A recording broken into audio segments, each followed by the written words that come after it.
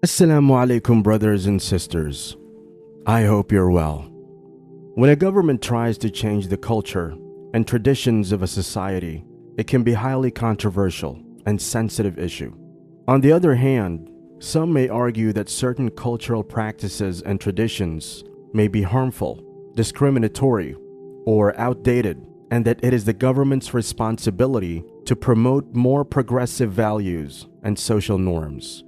On the other hand, others may argue that culture and traditions are an integral part of a society's identity and heritage, and that any attempt to change or suppress them is a violation of individual and collective rights. Additionally, attempts to change culture and traditions can often be perceived as a form of cultural imperialism or colonialism, particularly if the government is imposing its own cultural values on a historically marginalized or oppressed community.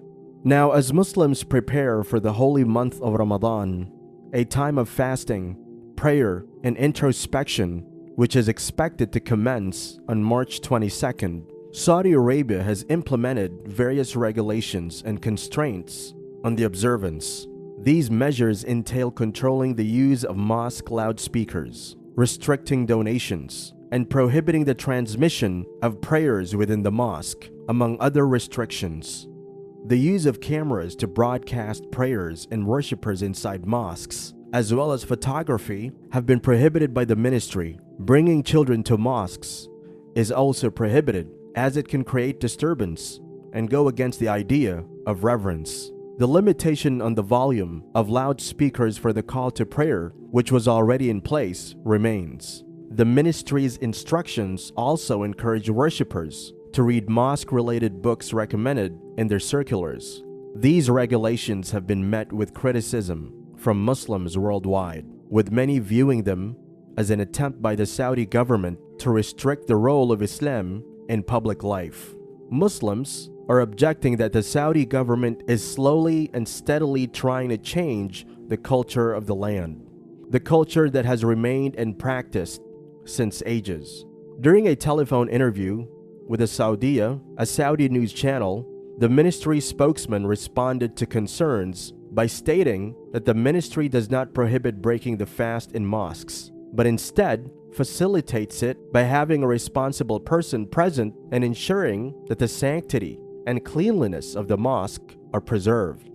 Additionally, the spokesperson explained that the ban on filming and broadcasting prayers is intended to protect the platforms from exploitation and was not issued because of a lack of trust in imams, preachers, or lecturers. The goal is to prevent any unintended mistakes from occurring. It is true, we are witnessing change in traditions and customs since Mohammed bin Salman came to power, be it mixed gatherings or ban on niqab during exams or organizations of concerts. There's a long list. Now, the Saudi government is trying to make a reform in age-old customs, labeling them as beneficial for the people. We cannot judge them based on the reform they're making this time, as they're not exactly going against Islam. But what the Muslims fear by these steps of the government is that small reforms may affect the Islamic faith and their practices. What the future holds for the residents of Saudi, Allah knows best. Say, God knows best how long they remain there. His alone is the knowledge of the hidden reality of the heavens and the earth.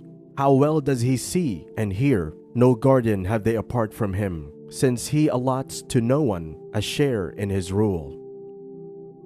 Ultimately, the balance between preserving cultural traditions and promoting social progress is a delicate one, and it requires careful consideration of the specific context, needs, and perspectives of the communities involved.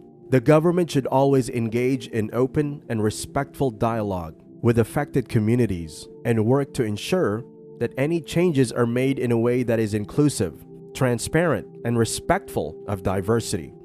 May Allah subhanahu wa ta'ala help Muslims adhere to the teachings of Islam. May Allah subhanahu wa ta'ala guide us to the straight path. Ameen.